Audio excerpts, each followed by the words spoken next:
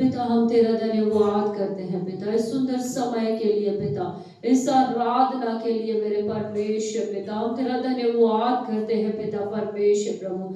जब मेरे परमेश्वर प्रभु ऑनलाइन वर्शिप को पिता परमेश्वर हम शुरू करते हैं खुदा, हम तेरी आशीष को कहते हैं परमेश्वर पिता।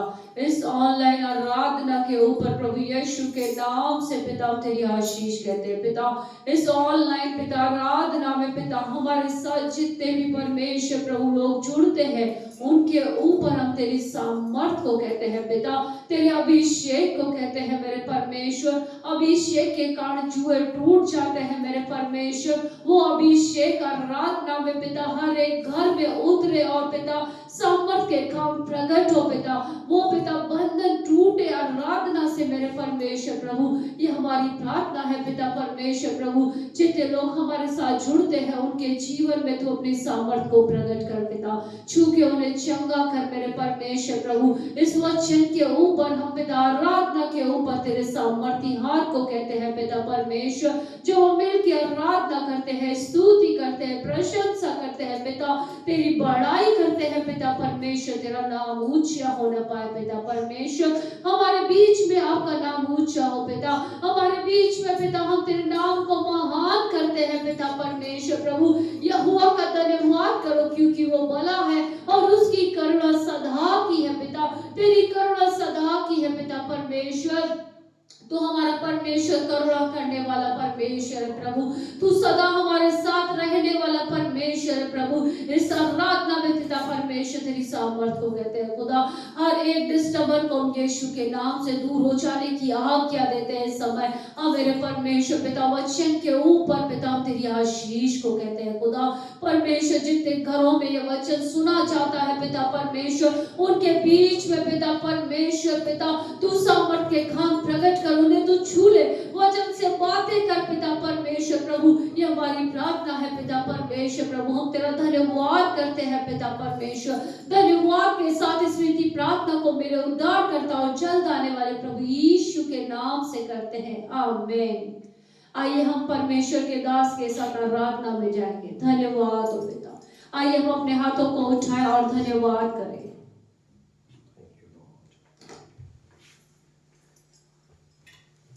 Thank you Lord. आइए अपने हाथों को उठाकर हम इस समय अपने घरों पर प्रभु की महिमा करें, पिता का धन्यवाद करें, उसके नाम को हम आराधना स्तुति चढ़ाएं। आमीन, हालेलुया।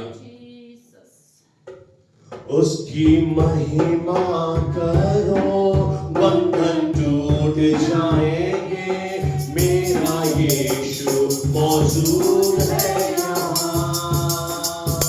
उसकी महिमा करो, बंधन टूट जाएंगे, मेरा यीशु मौजूद है यहाँ। वो जितने बीमार हैं चंगे हो जाएंगे, मेरा यीशु मौजूद है यहाँ। जितने बीमार हैं चंगे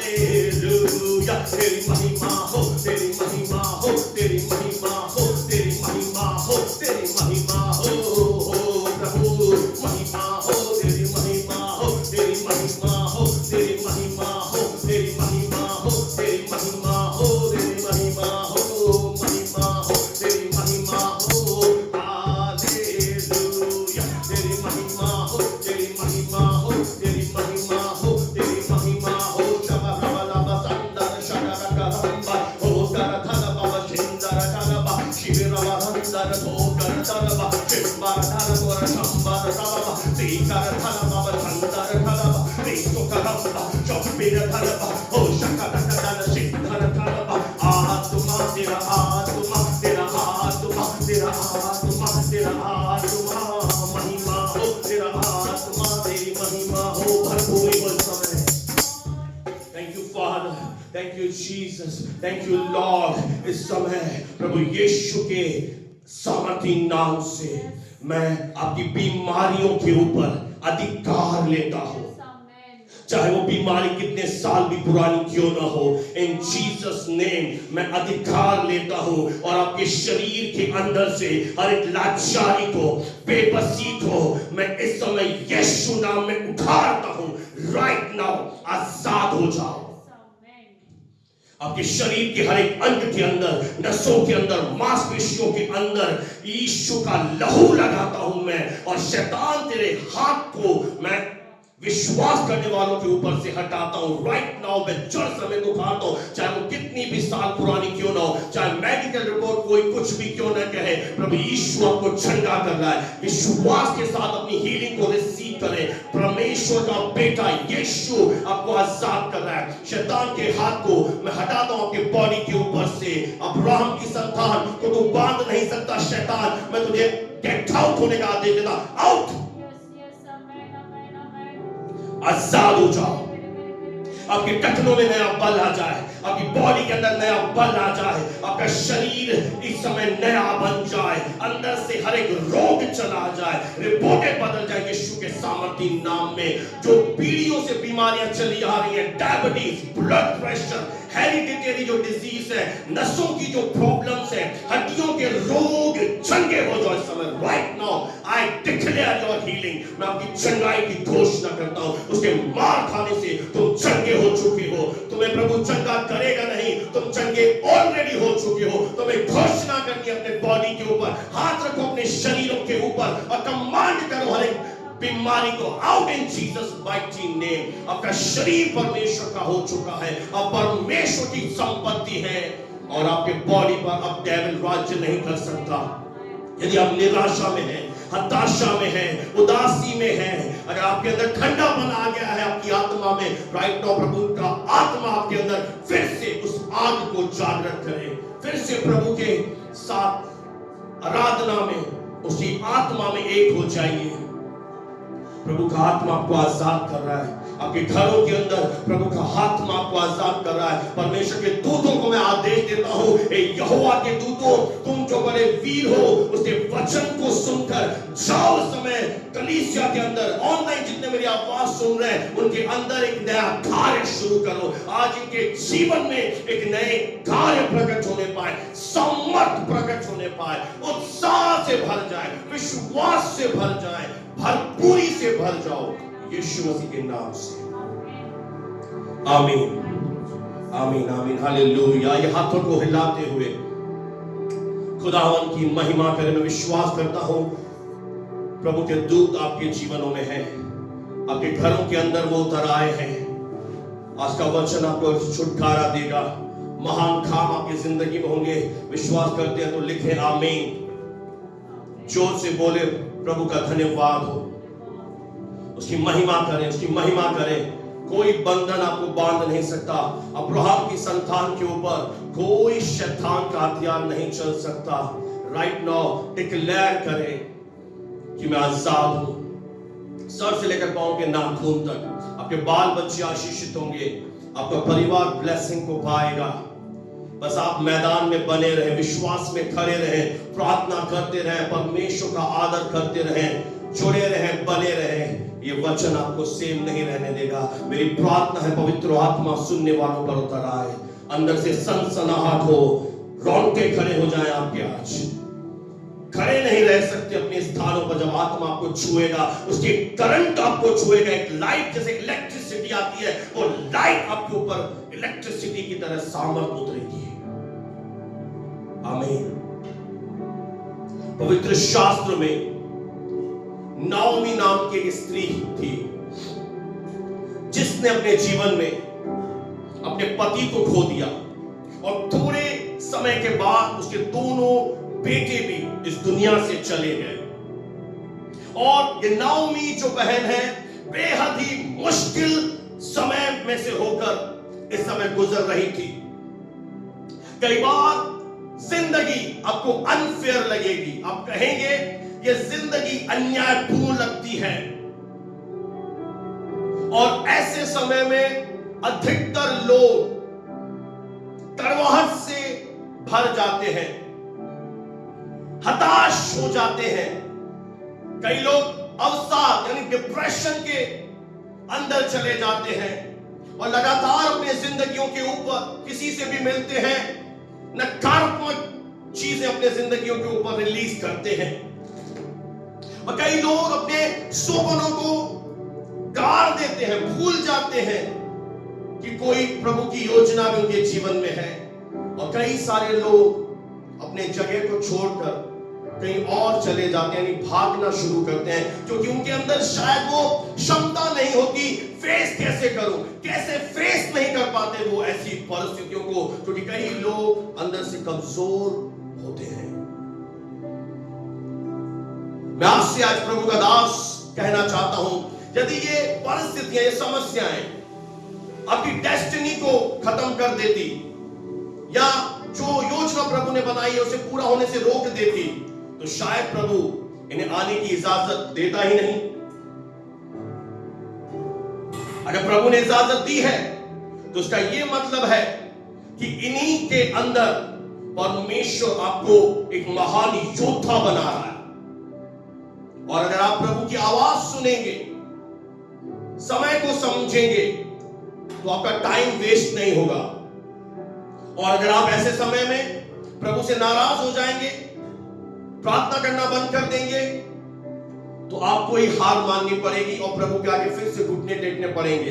फिर से आपको प्रभु को सॉरी बोलना पड़ेगा, प्रभु मुझे क्षमा कर। और ऐसा करके आप अपना शायद थोड़ा टाइम खराब कर देंगे। पर बुद्धिमानी इसी बात में है कि समझ जाओ आत्मा तुमसे क्या कह रहा है, और आत्मा की आवाज अगर ठुकराई तो आत्मा को शोकित कर दोगे। उस परमात्मा की आवाज अपनी आत्मा में ले जाओ आज। हां, यह मुश्किल है, परंतु परमेश्वर हर ऋतु में, हर सीजन में आपको अपने अनुग्रह देने का एक वायदा करता है।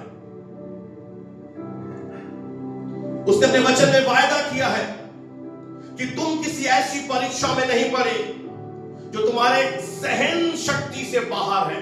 परमेश्वर सच्चा है, विश्वास योग्य है और तुम्हारी सामर्थ्य से बाहर, क्योंकि वो अपनी क्षमता जानता है।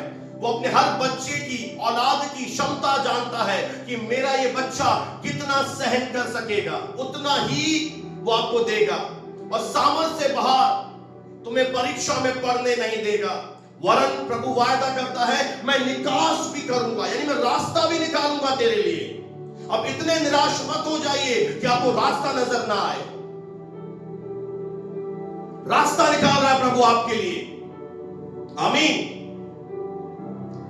जिन परिस्थितियों से होकर तुम आज गुजर रहे हो, वे भले ही दिखने में अच्छी ना हो, लेकिन जिस प्रभु की हम आराधना करते हैं वो ये वायदा करता है कि इन परिस्थितियों में से भी मैं तेरे लिए भलाई निकाल लूंगा।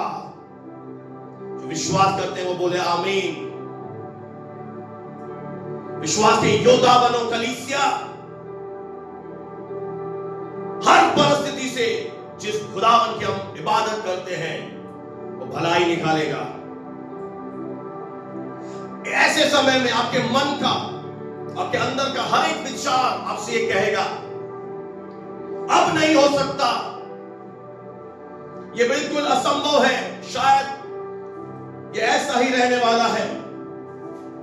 पवित्र आत्मा आज कह रहा है, उत्पत्ति 17 में मैं बात कर रहा हूं, जब परमेश्वर ने अब्राहम से कहा तेरा नाम अब से अब्राम नहीं अब्राहम रहेगा और तू जाति जाति का मूल पिता हो जाएगा।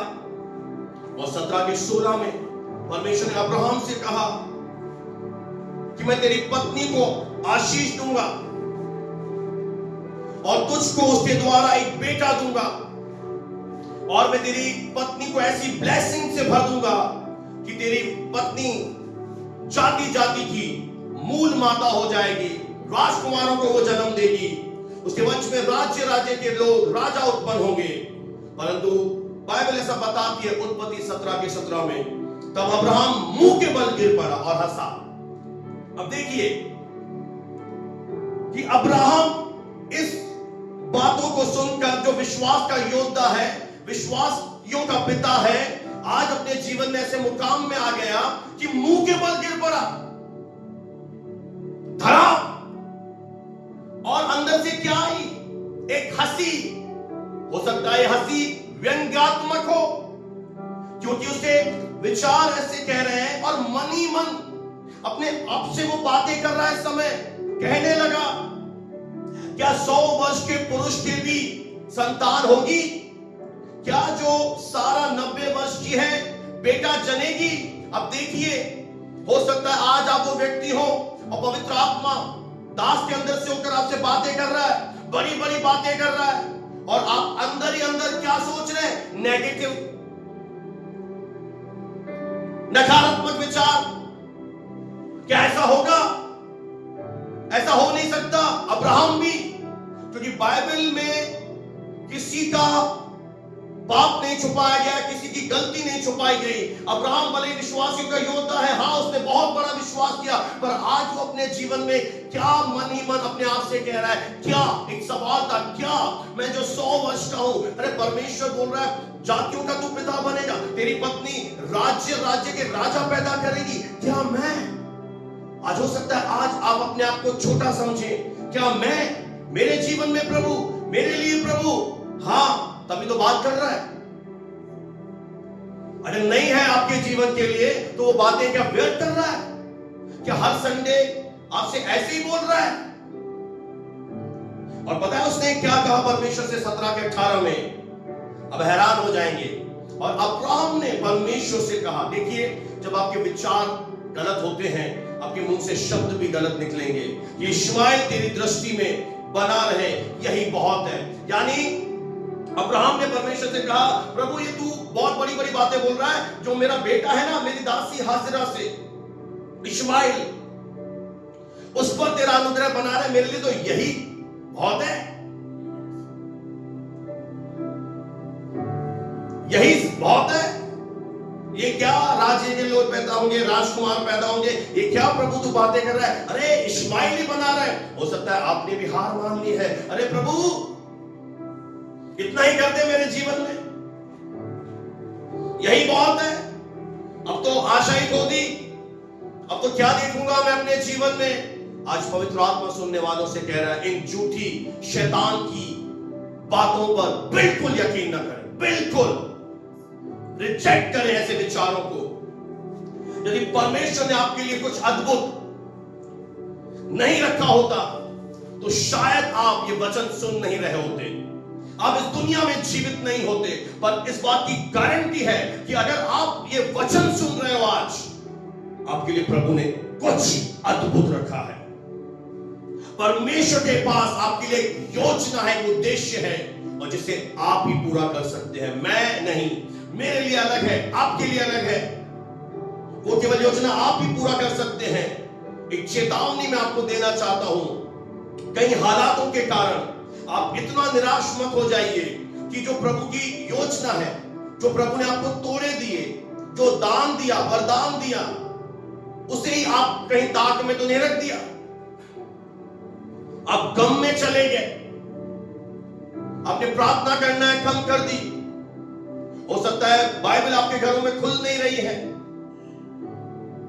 एक दिन परमेश्वर आपसे हिसाब लेगा कि मेरे बेटे मेरी बेटी, जो मैंने तुझे वरदान दिया, प्रार्थना का तोड़ा दिया, मध्यस्थता का वरदान दिया, मैंने देने का तुझे वरदान दिया, मैंने तुझे बहुत धनवान बनाया, मैंने तुझे लोगों के लिए प्रार्थना करने का वरदान दिया, मैंने तुझे लोगों को मेरा सुसमाचार सुनाने का वरदान दिया, कहीं तुम इन वरदानों को दफना तो नहीं दिया?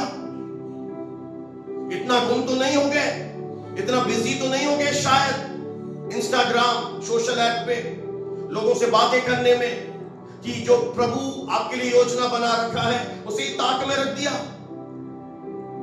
वो आपके लिए विशेष योजना है जिसे आप भी पूरा करेंगे, और प्रभु आपसे कह रहा है आज कि उस काम में लग जा। प्रभु का काम करोगे, अपने आप सब कुछ ठीक हो जाएगा। अपना ध्यान प्रभु की सेवा में लगा दे, बाकी सारी चीजें प्रभु अपने आप ठीक करेगा, तुम्हें करने की जरूरत ही नहीं पड़ेगी। हमारी प्रॉब्लम क्या है? हम अपना ध्यान प्रभु के कामों से हटा देते हैं। अरे मीटिंग ऑनलाइन है, भवन तो खुला हुआ है, भवन में तो आ सकते हैं। हेलो, मैं आपसे बात कर रहा हूं। नाओमी इतना बुरी तरह से टूट गई, हताश हो गई, इतनी निराशा ने उसे घेर लिया कि जब वो मोआब से बेथलेहम में लौटी, वो कहने लगी, उसे लोग कहने लगे नाओमी आ गई, नाओमी आ गई। उसने कहा मुझे नाओमी मत कहो, मुझे मारा कहो। मेरे प्रियो, नाओमी का अर्थ है मेरा आनंद, सुंदर, ब्यूटीफुल, पर वो कह रही है मारा कहो, यानी कड़वी कहो।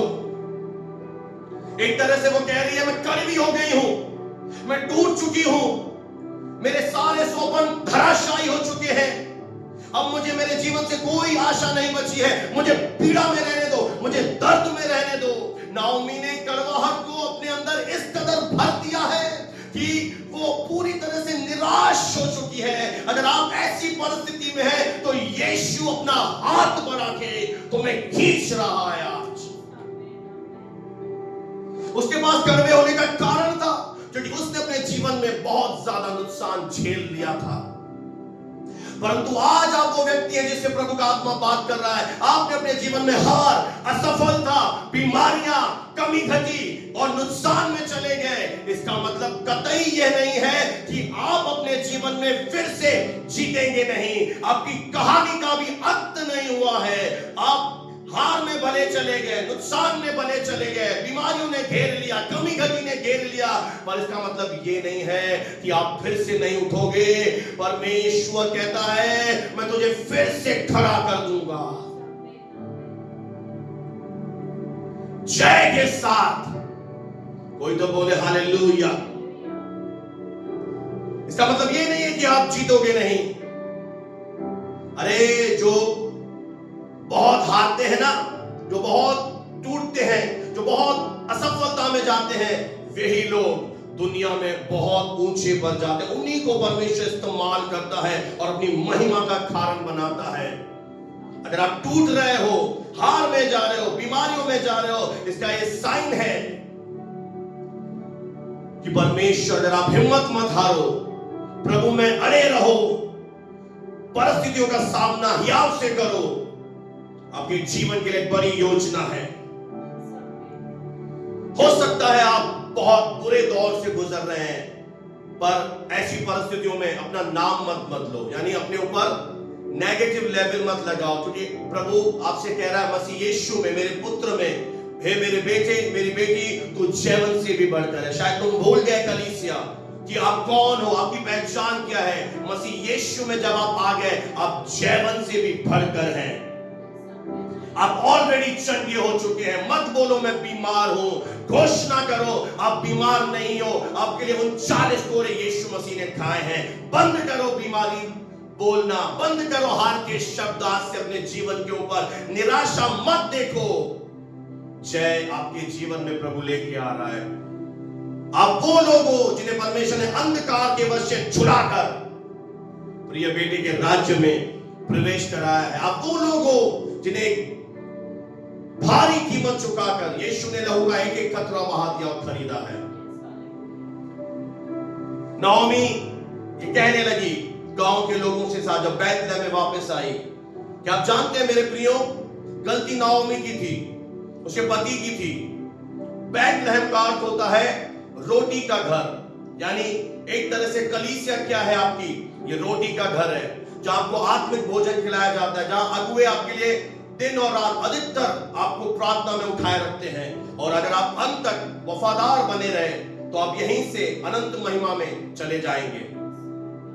और बैतलहम में क्या आया था? अकाल, कमी घटी। अगर कोई प्रॉब्लम आई गई तो भवन नहीं छोड़ना, अगुओं से मिलना नहीं छोड़ना, उनसे मिलते रहना, उनसे पूछते रहना, प्रभु के दास अब आप बताइए मैं क्या करूं। मेल मिलाप से रहना, रिश्ता बनाए रखना, भवन में आते रहना। नाओमी की गलती थी, जब बैतलहम में कमी आई तो वो चली गई। और आज वो कह रही है मैं भरी पूरी गई थी परंतु छूछी होकर लौटी हूं। क्या आपने अपने जीवन में बड़े बड़े स्वप्न देखे, आपने बड़ी बड़ी योजना बनाई, आपने सोचा ऐसा हो जाएगा, वैसा हो जाएगा, ये हो जाएगा, वो हो जाएगा, पर अब तक शायद ऐसा कुछ भी नहीं हो पाया, इसलिए आज शायद आप निराश हैं। परंतु मैं विश्वास करता हूं परमेश्वर नाओमी से कहता है, नाओमी तूने अपनी दौड़ को आनंद के साथ शुरू किया था और तो अपनी दौड़ को आनंद के साथ पूरा भी करेगी। आज इस अभिषेक को अपनी आत्मा में ग्रहण कर लो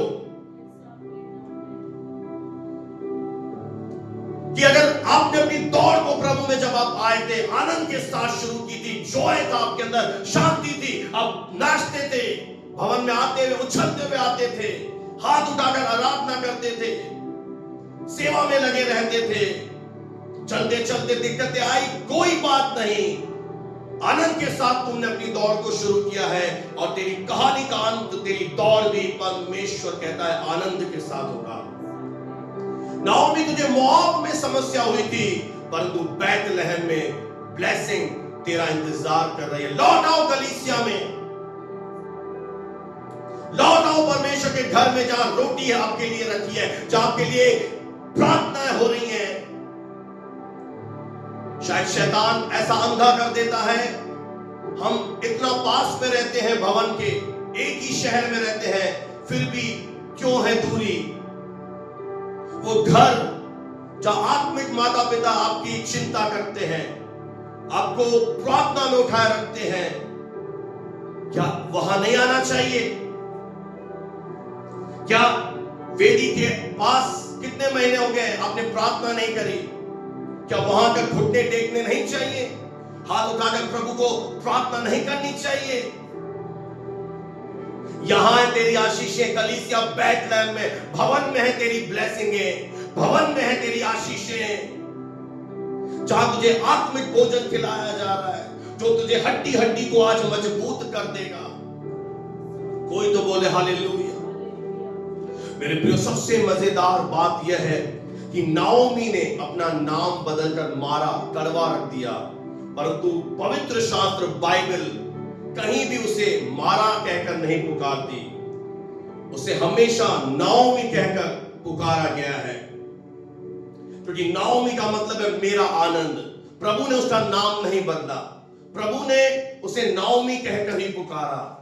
क्या आज आप अपनी जिंदगी में कड़वाहट और नकारात्मक विचारों से भरकर जीवन जी रहे हैं? आज अपने ऊपर एक फेवर कीजिए, दया कीजिए और अपने आप को एक बेचारे के रूप में मत देखिए, एक पीड़ित के रूप में मत देखिए, एक दुखी के रूप में मत देखिए, या बदकिस्मत के रूप में मत देखिए। अरे आप तो वे लोग हो कि जिन्हें स्वर्ग के परमेश्वर ने चुनकर अपने करीब आने का एक सुनहरा अवसर दिया है। क्या परिस्थितियों के कारण उस अवसर को खो दोगे? उस अनंत जीवन को खो दोगे? उस ऐसे परमेश्वर के प्रेम को ठुकरा दोगे? अरे माँ बाप से बड़ा है, भाई बहनों से बड़ा है, हर रिश्ते से बड़ा है परमेश्वर का प्रेम। हर रिश्ते में कहीं ना कहीं स्वार्थ आ जाता है। कई माता पिता शादी के बाद देना बंद कर देते हैं। कई भाई बहनों के प्रेम में स्वार्थ है। पति पत्नी के रिश्ते में एक स्वार्थ नजर आता है, क्योंकि मानवीय रिश्ते हैं, शारीरिक रिश्ते हैं, पर सबसे बड़ा है उस खुदा के साथ रिश्ता। उस रिश्ते में वफादार बने रहिए और अपने आप को बेचारा, दुखी, बदकिस्मत मत कहिए। जो परमेश्वर आपके ऊपर कह रहा है उन बातों पर आप विश्वास करें, अपने जीवन पर बोलते रहिए, क्योंकि परमेश्वर क्या कह रहा है हमारे विषय में? आशीषित, ब्लेस्ड, प्रॉस्पर, समृद्धि से भरा हुआ, अनुग्रह से भरा हुआ, स्वस्थ, मजबूत, विजयी, अभिषिक्त। मैंने तो याद कर लिया है। हालेलुया। प्रभु मेरे लिए क्या कह रहा है? उच्चतम कृपा हुई है हमारे ऊपर, बड़ी दया हुई है। वो शब्द अपने जिंदगी पर बोलिए। और नाओमी अपने जीवन में इस सिद्धांत को सीख गई। शायद मेरी प्रार्थना है मेरे परमेश्वर से मेरी कलीसिया भी सीख जाए। उसने अपना ध्यान समस्याओं से हटा दिया और अब वो क्या कर रही है? रूत की मदद कर रही है। देखिए, परमेश्वर ने नाओमी के लिए रूत रखी और बात चली गई। कुछ ऐसे लोग प्रभु ने आपके लिए रखे हैं, दास रखे हैं, आपके मेंटर, गुरु, जो आपकी भलाई के लिए सोचते रहते हैं। उनसे दूर मत रहिए। उनसे करीब रहने में ही आपकी भलाइयां हैं। उन्हें अपने घर पे बुलाने में, उनसे वचन सुनने में, उनकी प्रार्थनाओं को ग्रहण करने में ही आपकी ब्लेसिंग्स हैं।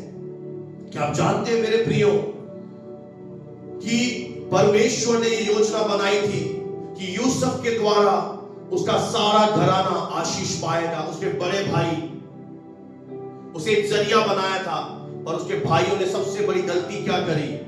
जिसके द्वारा उनके जीवन में आशीष आनी थी उसे ही मार डालना चाहा, उसे एक खड्डे में डालना चाहा। अरे यूसुफ के द्वारा ही प्रभु ने एक योजना बनाई थी कि तुम्हारे जिंदगी में आशीष से भर दूंगा। उसी तरह से प्रभु एक दास चुनता है, उसके द्वारा वो आपके ऊपर अभिषेक लाता है, आपके बाल बच्चों को सामर्थ्य देता है, परिवारों को ब्लेस करता है।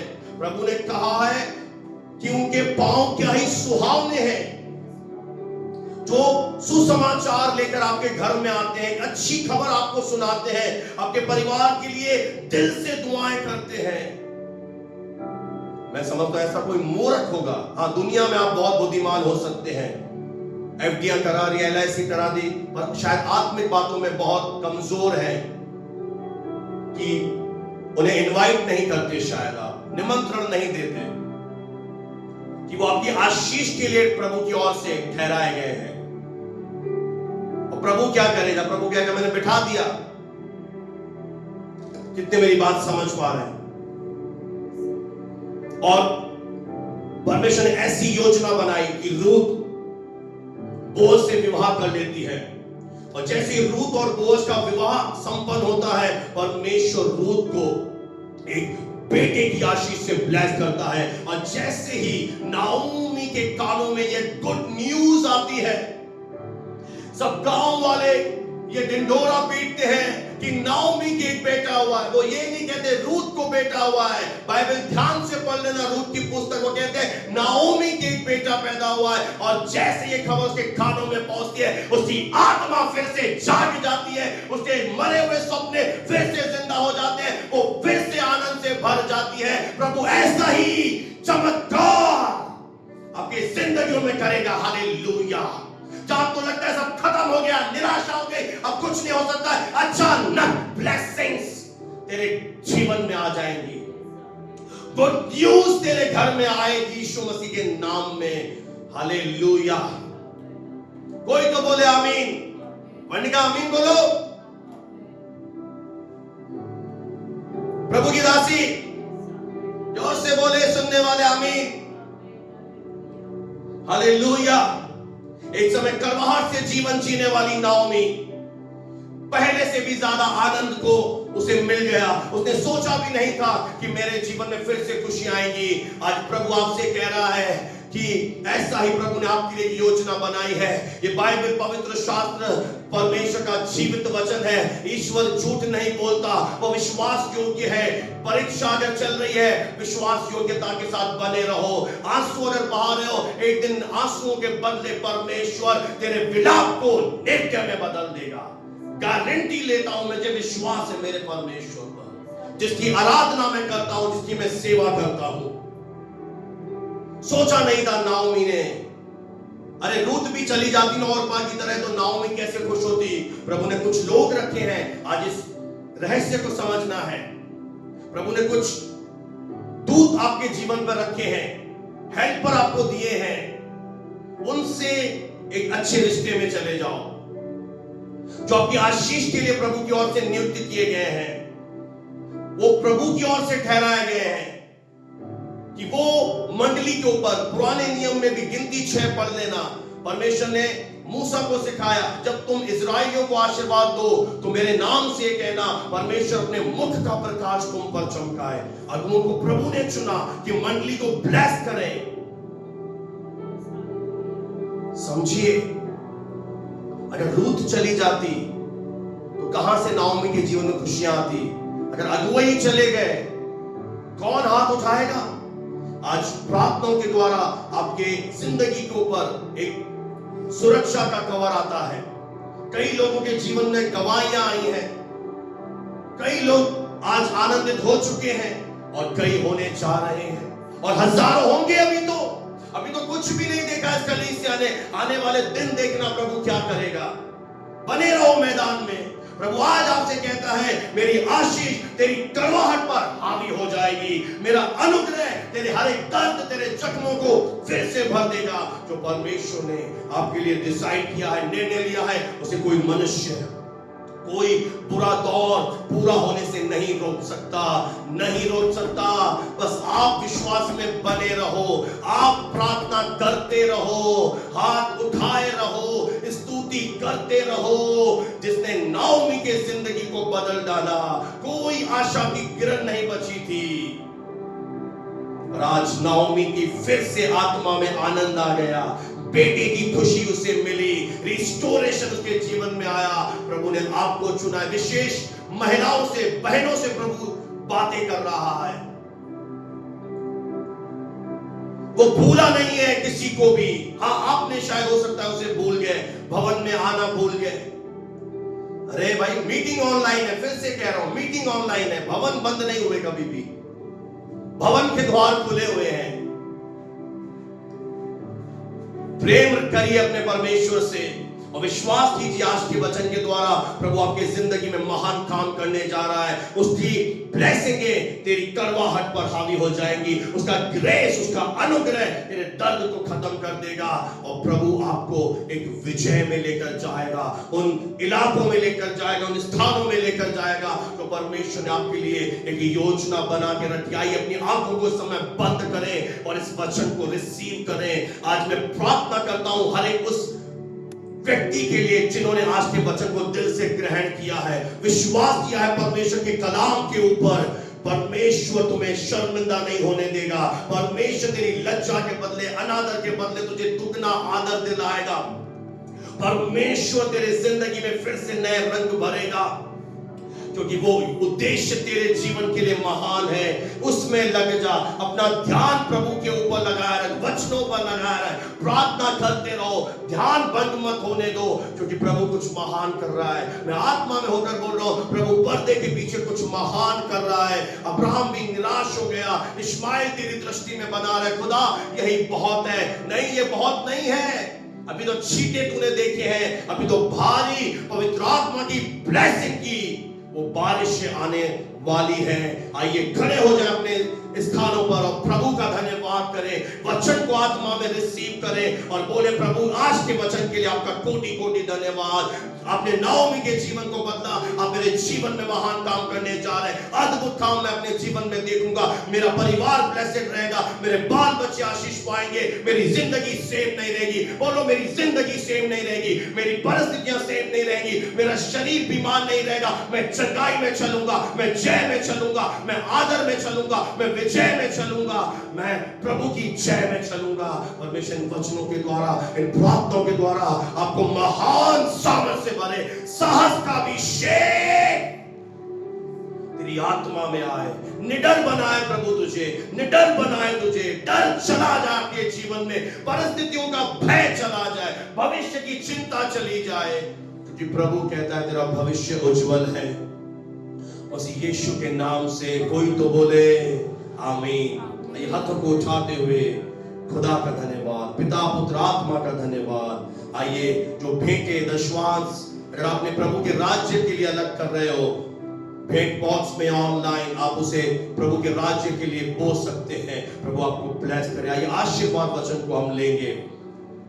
और पिता परमेश्वर का प्रेम, प्रभु यीशु का अनुग्रह और पवित्र आत्मा की संगति, उसकी सहभागिता अब से लेकर हमेशा हमेशा तलक तक हम तमाम उपस्थित जनों के साथ, कुल जान के विश्वास करने वाले पवित्र भाई बहनों के साथ खुदावंद प्रभु यीशु मसीह के दूसरे आगमन तक होता रहे। आइए मिलकर जोर से कहें आमीन, आमीन, आमीन।